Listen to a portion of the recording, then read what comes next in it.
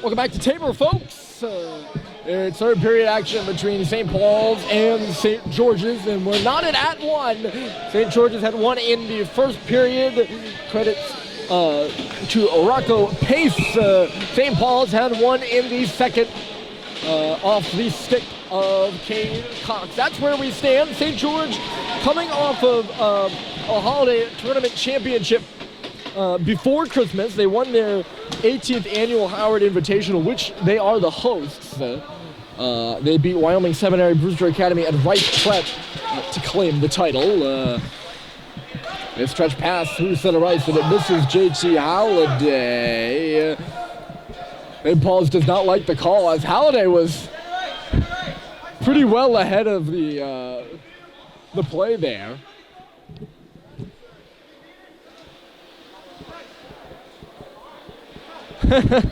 Well, we had a little bit of a situation in the earlier game where we needed to clarify, or the St. Paul's bench needed clarification of what icing they're playing, and it shouldn't really matter there. They're talking about it now, and St. Paul's is not going to get their way. Or maybe they will. Referees are going to chat this one. And they are going to move it out to center ice. Halliday did win the race to the puck. And upon further review, they'll move the faceoff out to center ice. Head coach Jeff Dwyer on the St. George's bench doesn't seem to be too concerned about it. It's probably the right call by the officials there. The faceoff comes out center, but it's in the St. Paul's defensive anyways. Jenkinson banging some bodies. Now the big red will move out. It goes off the heel of JT Halliday. 1-1 the score. Both teams trying to move on to the 11 a.m. game tomorrow. The loser of this one will play in the toilet bowl, if you will, at 9 a.m. Nobody really wants that early wake-up call. Both teams make changes as we get a quick stoppage here. I mentioned earlier that these two teams have some fun history, not a long and illustrious history. Here's Cox, the goal scorer. Here's Cooper Flint across the line. He scores!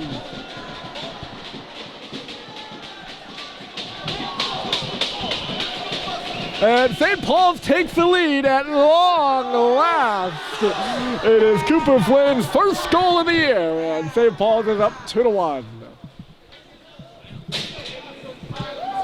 If that's not a monkey off his back, then I don't know what is. A big first goal for Cooper Flinton, and a big goal for the Big Red team, who have battled back from being down 1-0 to take a 2-1 lead early here in this third period. And to think I was just going to go talk about the team's history. How boring. Here's Owen Sweet now going right to the goal, and it kicked back towards the middle of the ice. I don't know if it was a pass or a save. I think it was a pass back for Malcolm Bussey, who was all tied up and just could not convert there. St. Paul's nearly put themselves ahead by 2 goals. Here he is again. It's Sweet, the stretch pass. Malcolm Bussey is skating up that right side. It's Bussey. Got away from him there to the middle of the ice, though. It was between the face-off circles for a minute. Nobody could get a stick on that. The near circle again. Bussey swings. He missed the goal wide. St. Paul's picking up right where they left off. Here's Stadheim in low. He'll cycle it back up the wall. Owen Sweet coming in. He'll hold it there. Now it's Stadheim battling away for it. He comes free. Stadheim. Bussey in the near corner. Just jumped over his stick.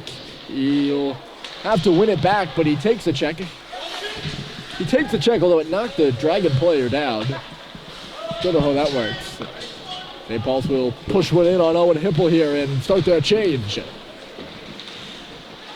Oh, Sweet dug that puck free. Good play there by Owen Sweet. He finds Fitzfrechette in the corner.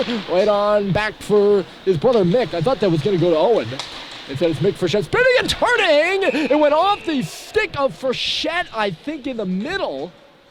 I don't know if that one went clean through or Fitzfrechette knocked out with a high stick. Either way, it ends it in on Hipple. Had to be sharp there. He made the blocker save. But that rebound was dangerous. And it was knocked by a high stick, so the faceoff comes out. So whatever happened afterwards really wouldn't have mattered.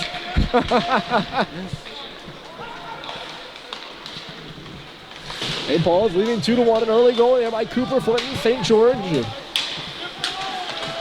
They've struggled for offense so far, so this will be a challenge for them. Those notable names on the first line of Jenkinson and DiMascolo have been quite quiet so far this year, although here's Kersonis. He's slammed there by Mick Frechette. St. George calling for a penalty. I didn't really see the hit. I was looking at my notes again. Here's Frechette with a shot. Save is made by Hipple. He'll hold on with the glove. But yes, they've been challenged offensively this year. Mulhern, I mentioned earlier, Mulhern is the team's leader with 6 points. Jenkinson only has 2 points, and Michael DiMascolo has 3, and those are the team's 2 leading scorers last year.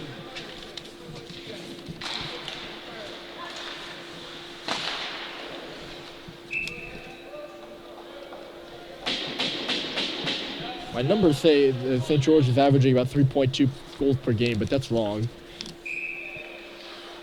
I think that was, maybe I think that's Winchendon's numbers, actually, from earlier this morning. A shot through traffic there by Hepp, standing in front there with Schubert. And he couldn't get a stick on the bouncer. Here's Hepp working on that puck in deep. He centers it in front, went off a stick, and away will go Michael DiMascolo. DiMascolo couldn't puncture the defense there of Halliday, who, yes, he is a forward. He did a good job there on that rush, and then he'll just roll in on Murphy. I do want to get to that history note, though, I mentioned. They've only met 3 times, St. Paul's and St. George's, but one of those times was in December of 1970 at the annual Garden game. They're going to kick... Nope, they're not. They're just going to restart the draw. I thought they were kicking Flinton out. And you could read the report on that game in the New York Times. It's pretty cool if you go Google it. St. Paul's versus St. George's, Madison Square Garden. You'll find it online. It's very fun. St. Paul's won the game 6-1. Here comes Schubert driving by. He scores! It's 3-1 St. Paul's as Joe Schubert roofs it up and over Owen Hipple. It's his 3rd goal of the day, and the Big Red have opened up a 2-goal lead.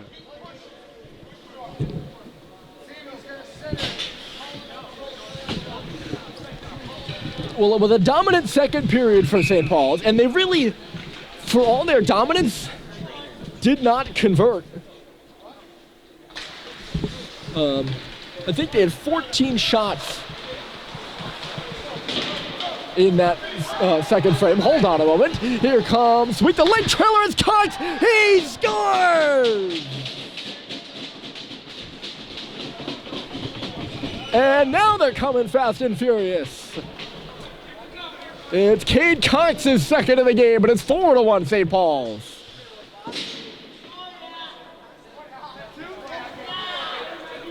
He got his first career goal in the second. That tied the game and began a streak of 4 straight here for the Big Red.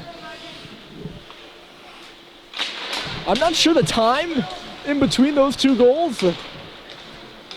Certainly within a minute or so, I'd say.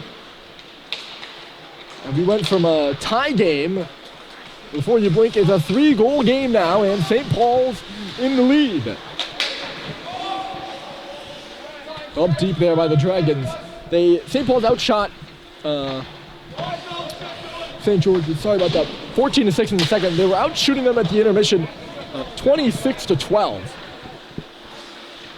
And the goals weren't really coming. And now they are. They have 3 here in the third. Harrison Sweet recorrals this puck. There's Cox, who's got 2 of them into the middle. Owen Sweet, he had an assist on that last one. He'll drop it off. Statheim right back for him. A sliding play was made to knock it away. And then knocked out to center. Here's Alex Levine, losing his stick. There was Rocco Pace as Statheim comes in. He whistled one off the glove of Hipple. And out of play. The Red are really feeling it right now, and it's all positive on the bench down to our left. Not saying that it's sometimes not positive, but good energy down there right now. And you can certainly feel it. 10-10 left, and they're up 4. They're up 3, but up 4-1.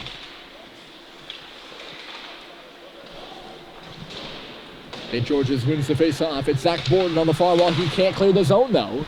Held in there by Mick Frechette, who shoots it off the far wall. Levine pummels his man, and that's from behind, without a doubt there. St. George's keeps his puck alive, though, and now they'll blow it dead. Levine coming back. He crunches another, and that one seemed late. Buckley comes in, not happy about it. And they're going to have to part the seas here. Jenkinson, the St. George captain, is all in the referee's ear.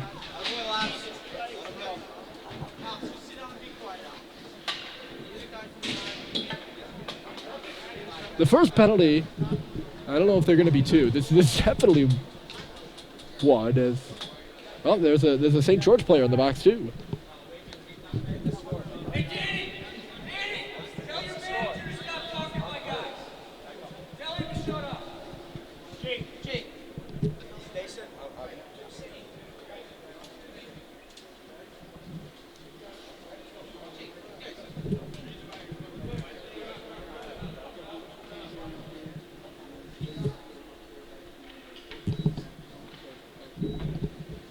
Still trying to figure all this out here. They're assessing a penalty to Buckley. They might be giving 2 to Levine if he came in and finished another St. George player late. And there's 90 seconds up for Levine's first hit from behind. Maybe Buckley's is just an incidental. It should be a 5-on-4 power play. Buckley's in the box, but they haven't put it up on the board. So I guess they put him in the box, but not giving him a penalty. If you can do that.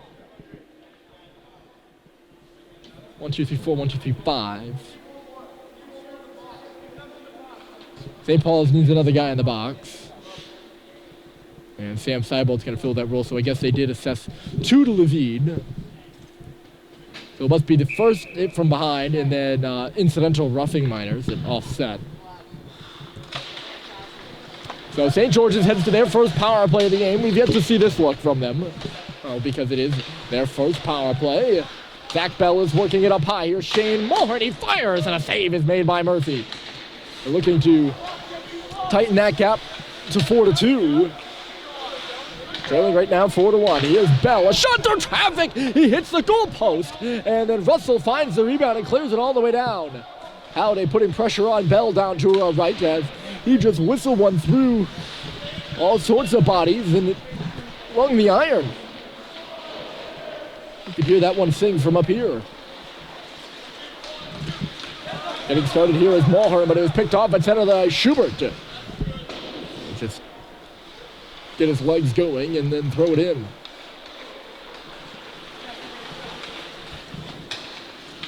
Donovan Frias is gains his own the other way for St. George's. They're going to try to set up once more. 30 seconds remaining in the power play. Mulhern at the face-off circle. They want him for a shot. Instead, it's in low for Frias. Save is made by Murphy.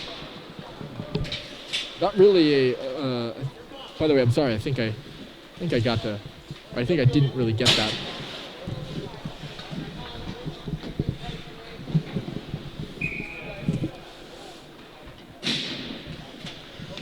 But not really much of a shot there by Frias at the side. I'm sorry here that the camera keeps falling. I'm trying my best, I promise you. Top guns are out there for the Dragons right now. At the line, Bell is still working, but replacing Mulhern on the left side is DiMascolo. It was knocked away from him by St. Paul's and down the ice.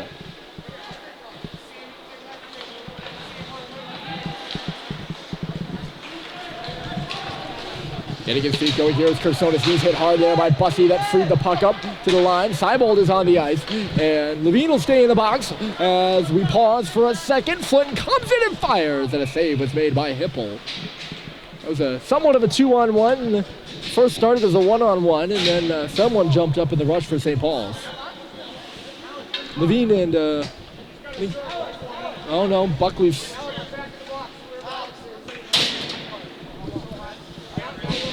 Buckley's out of the box. Levine has to stay in. I was wondering about that. This is 5-on-5. A little bit of confusion here. Levine came out of the box. He was going to go on the ice, and then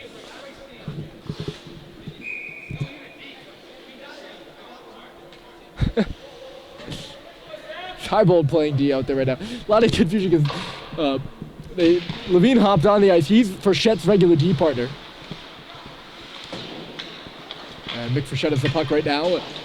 Instead, he had to go back in the box, and he needs someone to replace his spot. So Sam Seibold out there, he's playing defense. Not the first time head coach Dan Murphy has done that. He did it, I think, in the Loomis game too, maybe once. Here comes Julian Frias with a shot, goes off the boards. Julian and Donovan, the two brothers, I believe they're brothers. I have to double check that, but I believe they are. Here's Sweet receiving the pass from Richard, couldn't put the puck to the goal. They're both out of Hudson, Mass, so I'm just kind of gambling on that. They're both coming up ahead there. Brother pair. There are a few brother pairs in this game. That's Donovan, who couldn't gain the line, and the other way goes Seibold leading the rush. Sam Seibold by himself. He's knocked down. St. George's will take over. 7 minutes remaining in the game. St. Paul's has opened up a 3-goal margin with 3 third-period goals.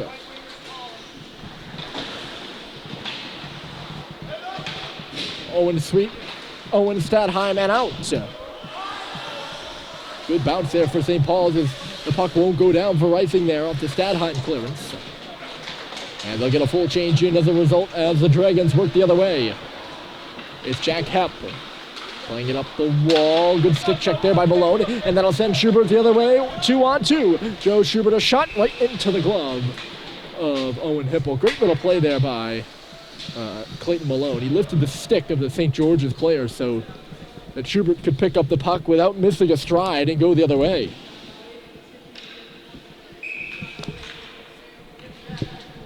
Here on Buzzards Bay, Tabor Academy.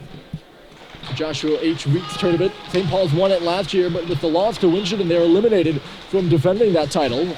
Look out here as Jenkinson's coming through. Good work to stop him by the St. Paul's D, and here comes Schubert.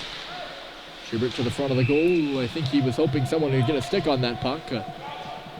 Frechette was all tied up, and he's thinking about taking on the entire Dragons team down there. You get a push and a shove from just about everybody in front of that St. George's goal before he's torn away.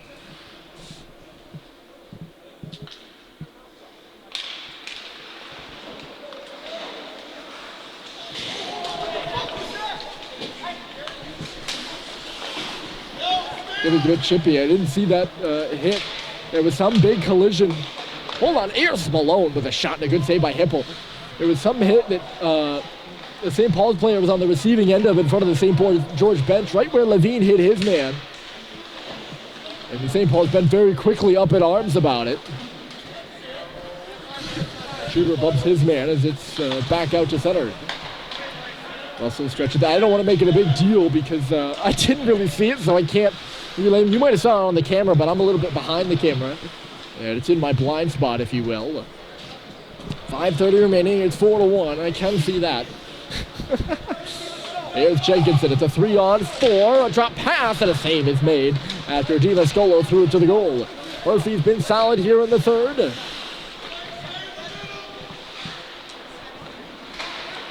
We're running on low battery here. I think I put the wrong battery pack in. That's an issue. St. Paul's has it in front of the goal. We'll have to take a bit of a commercial break. I put the wrong battery pack in. So the next 5 minutes of the third are coming up right after this.